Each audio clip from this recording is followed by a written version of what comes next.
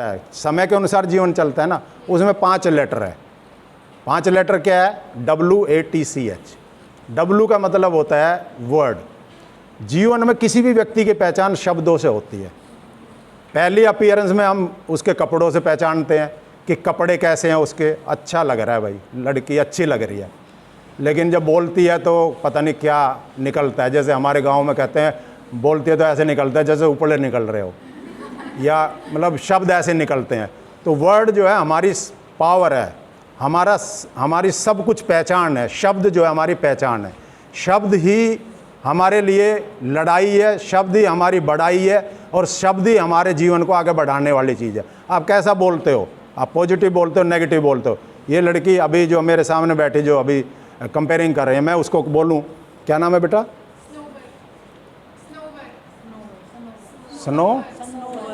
स्नोवर। मैं कहूँ कि बेटा आज आप जो है बड़ा ही बीमार सी लग रही हो, आप आपका चेहरा बड़ा पीला पीला लग रहा है। तो मैं 2-3 बार ऐसे कहूँगा ना, क्योंकि मैं नेगेटिव ऊर्जा दे रहा हूँ उसको, नेगेटिव ऊर्जा। तो ये लड़की ज़रूर जाके मिरर में देखेगी, भाई मैं बीमार तो नहीं हूँ, पीला पीला तो नहीं लग रहा हूँ। तो वो बार बार अगर किसी को कहा जाए ना बार बार, तो वो जो है वास्तव में वो नेगेटिव ऊर्जा से बीमार ही हो जाता है, या वो फीलिंग ऐसी आ जाती है कि वो नेगेटिविटी में भर जाती है। अगर मैं कहूँ स्नोवर you are looking very beautiful, तुम बहुत सुंदर लग, तुम्हारे कपड़े बहुत सुंदर है, वो लड़की जो है पूरा दिन फुल ही नहीं समाएगी। पूरा दिन कोई भी बहुत सुंदरता के साथ उसका जो है उसकी ऊर्जा इकट्ठी हो गई, पॉजिटिव ऊर्जा इकट्ठी हो गई, और उसके अंदर एक अलग टाइप की फीलिंग आ गई कि वो उसके अंदर कोई तकलीफ भी होगी उसको भी भूल जाएगी, उसको भी जो है डिलीट मार देगी एकदम से, और वो अपना काम अच्छी तरह से करती है। तो जो वर्ड है वो आपको बहुत बड़ी शक्ति देते हैं कि आप किसी को डिमोरलाइज कर रहे हैं या किसी को एनकरेज कर रहे हैं। किसी के बढ़िया नंबर आते हैं तो कितने लोग ऐसे हैं उसको मुबारकबाद देते हैं, उसकी अप्रिसिएशन करते हैं। अप्रिसिएशन करना सबसे बड़ी मुश्किल काम है। हमें ईश्वर के सामने खड़ा होकर हाथ जोड़ के ये कहना पड़े ना कि ईश्वर मेरी सहेली का अच्छा कर देना, तो ये हम कह नहीं सकते, भाई मेरा अच्छा कर देना, लेकिन सहेली का मत करना बिल्कुल भी, या फ्रेंड का मत करना। तो ये अप्रिसिएशन करना बहुत ही मुश्किल काम है। अगर जीवन में, जिसके जीवन में ये आ गया ना, वो जो है आगे बढ़ जाएगा। अप्रिशिएट करो अपने साथियों को, अपने टीचर्स को, अपने पेरेंट्स को। कभी आपने कहा है अपनी माता जी को, आज बहुत अच्छा खाना बनाया आपने, आज बहुत अच्छी सब्जी बनाई, ऐसे कहा करो एक आध दिन में, मतलब 2-4 दिन में ज़रूर कहा करो। अपने पिताजी को कहा करो, फादर को, पापा को कहा करो कि पापा आप बहुत मेहनत करते हो, आप हमारे लिए कितना संघर्ष कर रहे हो, है ना, ये फिर करो। उसके बाद ए है वर्ड, उसके बाद ए फॉर एक्शन। जो बोलते हैं ना उसको करो, उसको एक्शन भी करो, एक्ट करो उसके ऊपर। अगर एक्ट नहीं कर सकते तो मुझे लगता है कि जो हमारी जो बोलने की है ना, जिसको मैं कह रहा था व्यक्तित्व तो हमारा डेवलप हो जाएगा बोलने से, लेकिन हमारा जो कैरेक्टर है वो बिल्डअप नहीं होगा। क्योंकि अगर कर्म नहीं आया, उसमें एक्शन नहीं आया, तो हमारा जो कैरेक्टर बिल्डिंग होनी चाहिए, जो नेशनल कैरेक्टर जिसको हम बोलते हैं, वो आपके साथ, वो आपका डेवलप नहीं होगा। इसलिए एक्शन करो उसके ऊपर, जरूर कर्म जरूर करो। अगर कर्म नहीं करोगे तो आपका जो बोलना है वो व्यर्थ जाएगा। मैं IAS बनना चाहता हूँ, मैं IPS बनना चाहता हूँ, मैं बहुत बड़ा डॉक्टर बनना चाहता हूँ, या साइंटिस्ट बनना चाहता हूँ, या कोई बहुत बड़ा बिजनेसमैन बनना चाहता हूँ, या मैं वस्त्र इंडस्ट्री खोलना चाहता हूँ, टेक्सटाइल इंडस्ट्री खोलना चाहती हूँ। तो ये कहने से बात नहीं बनती, उसके ऊपर प्लान बनाना, उसके ऊपर काम करना, उसको आखिरी तक लेके जाना, वो कर्म का खेल है। जैसे कहते हैं ना गीता में, महात्मा गांधी गीता रखते थे, वो कहते थे कर्म करो फल की इच्छा मत करो। ये नहीं है, ये टैगलाइन नहीं है, ये हमारे यहाँ गलत प्रचलित है। कर्म करो, फल की चिंता मत करो। फल की इच्छा तो जरूर करो, अगर इच्छा ही नहीं करोगे तो फिर कैसे काम करोगे। अगर इच्छा ही नहीं है, मेरी इच्छा नहीं है बोलने की, तो मैं क्यों बोल लूँगा। मेरी इच्छा खाने की नहीं है तो मैं क्यों खाऊंगा। मेरा चलने की इच्छा नहीं है तो मैं क्यों चलूँगा। कर्म करो, लेकिन फल की चिंता मत करो। फल की चिंता नहीं करनी है। जब आप कर्म करोगे तो आपको फल अवश्य मिलेगा, ये ईश्वर, ये भगवान जरूर देगा, लेकिन चिंता नहीं करनी है आपको। इच्छा तो करो, चिंता मत करो। भगवत गीता में यही लिखा है, जो भगवान कृष्ण ने कहा है कि कर्म करो, फल की चिंता मत करो। चिंता करने के लिए मैं बैठा हूँ, मैं ईश्वर हूँ, मैं श्री कृष्ण भगवान हूँ, मैं बैठा हूँ, मैं आपको चिंता करने की ज़रूरत नहीं, आपको फल मिलेगा। तो इसलिए कर्म करो हमेशा। ए का मतलब है एक्शनफुल रहना चाहिए। उसके बाद है T for time management. Time management एक सबसे बड़ा फंड है हमारे जीवन की सक्सेस का। अगर जीवन में सक्सेस होना है तो समय का सदुपयोग करो। किस समय क्या करना है। अभी हम यहाँ बैठे हैं, फिजिकली बैठे हैं, मन से कहीं घूम रहे हैं, किसी दोस्त के साथ घूम रहे हैं, कहीं समोसे खा रहे हैं, कहीं सड़क पे घूम रहे हैं, कहीं कुछ कर रहे हैं। ये नहीं, समय का सदुपयोग करो, 100% सदुपयोग करो, 100% उसका यूटिलाइज़ करो। अगर आप क्लास में बैठो तो क्लास में बैठो, और मस्ती करनी है तो मस्ती करो, फुल 100% मस्ती करो। अगर हॉस्टल में हो तो हॉस्टल में रहो, बाहर इस मन को मत लेके जाओ। स्पिरिचुअली, आध्यात्मिक रूप से मजबूत बनो, अपने चेहरे पे ग्लो लेकर आओ, चमक होनी चाहिए एकदम से, महारानी लक्ष्मीबाई की तरह। महारानी लक्ष्मीबाई को सुना आपने, देखा है कभी? वो 1857 की लड़ाई में अपने पीठ पर अपने बेटे दत्तक पुत्र को, दामोदर राव को पीठ पर बांधकर दोनों हाथों में तलवार लेकर अंग्रेजों के खिलाफ लड़ गई थी। और अपनी झांसी नहीं दूंगी, मैं ये कहा था, मैं झांसी नहीं दूंगी। भले प्राण पखेरु उड़ गए लेकिन उसने झांसी नहीं दी अपनी। तो वो बनना सबसे ज़्यादा ज़रूरी है। तो टाइम का मैनेजमेंट करना, किस समय पे क्या करना है, ये ज़रूरी है। समय का सदुपयोग करो। समय की बहुत वैल्यू है, नैनो सेकंड से लेकर साल तक की पूरी वैल्यू होती है।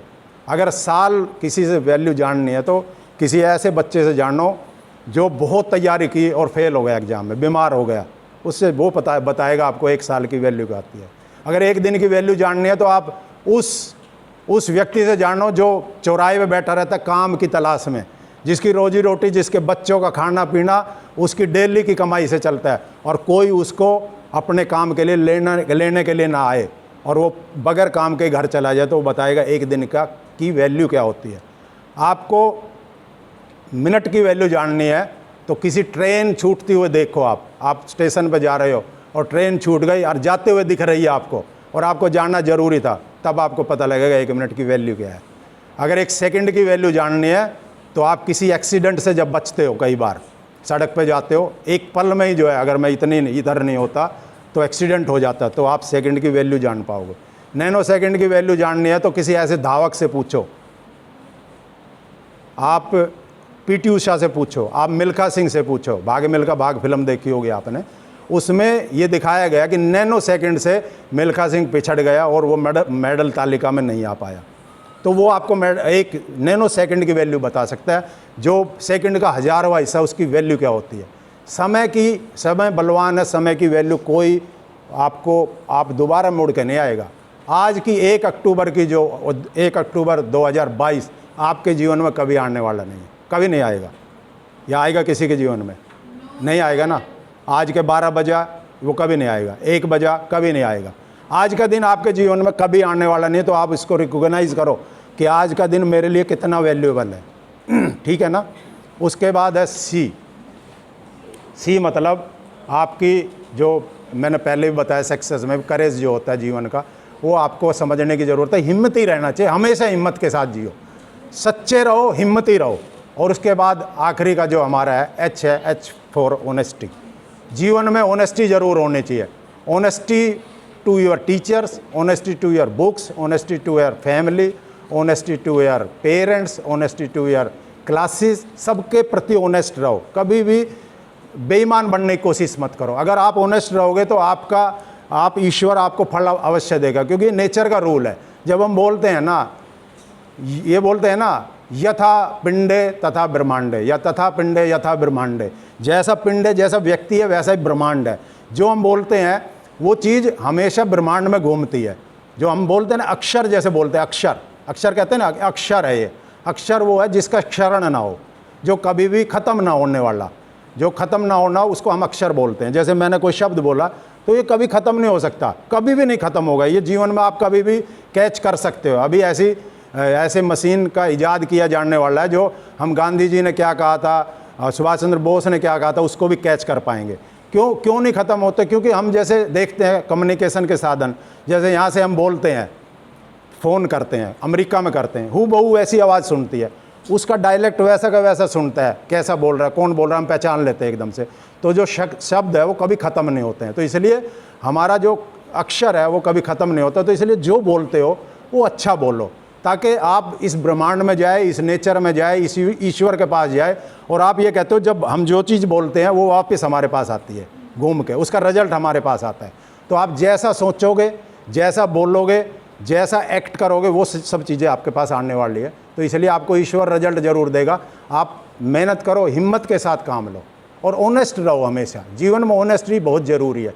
कभी बेईमानी मत करो, माता पिता को कभी झूठ मत बोलो, और कभी भी कोई काम करने का मन हो ना, कभी जैसे हम कहते हैं ना, जैसे एक आजकल एक चल रहा है, अब सब बेटियां बैठे तो मैं इस बात का भी जिक्र कर ही देता हूँ। आजकल एक चल रहा है लव मैरिज का एक सिस्टम चल रहा है बहुत, और हमारे बेटे और बेटियां एक शोकेसिंग का ज़माना आ गया।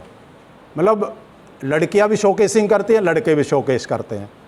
जब भी आप किसी के साथ मित्रता करने की कोशिश करो तो ये ज़रूर सोचना, या कोई भी काम करने की सोचो तो 1 मिनट के लिए आंख बंद करके बैठना, और आंख बंद करके बैठ कर लंबा गहरा सांस लेना, और ये सोचना कि जो मैं करने जा रही हूँ या करने जा रहा हूँ, अगर इस काम को करते हुए मेरे माता पिता देखते, अगर इस काम को करते हुए मेरे माता पिता देखते तो क्या कहते। अगर आपकी आत्मा ये कहती है कि मेरे माता कहते वाह बेटा, वाह बेटी, तुमने कमाल कर दिया, हमारा सीना गर्व से चौड़ा कर दिया, तो आप उस काम को करो। ये लिटमस टेस्ट है ये। और अगर आपका आत्मा ये कहती है भाई अगर ये कर लिया मैंने और ये कर दिया और मेरे माँ बाप को देख पता लगा, तो भाई मेरे माँ बाप कहते छी, तुम्हें ये काम करने से पहले मर जाते या मर जाती तो ज़्यादा अच्छा होता, हमारा जीवन सफल हो जाता। तो उस काम को कदापि मत करो, उस काम को कभी मत करो। ये एक छोटा सा टेस्ट है, आप करके देख लेना कभी भी। तो इसलिए हमेशा कभी झूठ मत बोलो अपने पेरेंट्स के साथ, जो भी कहना है सच्चाई के साथ कहो। और जो मैं बात अभी बीच में छोड़ दी मैंने, शोकेसिंग का ज़माना जो हो रहा है, आप कभी भी किसी से मित्रता करने की कोशिश करो तो उसका तहखाने तक जाना ज़रूरी है। कई बार ऐसे ऐसे लोग आपको झांसे में डाल लेते हैं। एक बार बाइक पे बैठा दिया, एक बार रेस्टोरेंट में खाना खिलाया, ऐसे घुमाया, और आप सोचते हो ये तो भैया बहुत बड़ा दाता है, ये तो अंबानी है, ये तो अडानी है, इससे तो कोई नीचे है ही नहीं। लेकिन उसके गर्त में उसके नीचे कुछ नहीं है, जड़े ही नहीं है बिल्कुल भी। वो दिखा रहा है अच्छे कपड़े है, किसी की बाइक उधार ले आया, किसी की गाड़ी उधार ले आया, और बाद में जो है आप उसमें फंस जाते हो। जब भी आप ऐसा कदम उठाओ तो उसकी तहकीकात ज़रूर करो, उसको जानो कि क्या उसकी बैकग्राउंड है, क्या उसका खानदान है। कभी ऐसा तो नहीं है कि जीवन जो है नरक में चला जाए, ये ज़रूरी सोचना है। ये मैं हर बच्चे को कहता हूँ, हर बेटे को, हर बेटी को, कि भाई हर जगह ये चीज़ें चलती है, इसलिए इसको सोचना बहुत ज़रूरी है। इसलिए जीवन में गांधी जी ने जो बातें कही या खादी के बारे में जो बातें हुई यहाँ पे, ये सब जीवन के उत्थान के लिए है। खादी भी हमारे जीवन के उत्थान के लिए है, आज़ादी भी हमारे जीवन के उत्थान के लिए है, और गांधी जी भी हमारे जीवन के उत्थान के लिए है। तो आप अगर अपने जीवन को उन्नति की तरफ लेकर जाना चाहते हो तो इन सब चीज़ों पर सोचना और अपने आप को आगे बढ़ाने की कोशिश करना, और खादी को आगे बढ़ाते हुए और इसको जीवन में धारण करते हुए हमेशा khadi for nation, khadi for fashion, ये नारा लेकर चलना है कि khadi for nation, khadi for fashion. और आपने बहुत अच्छी तरह से सुना।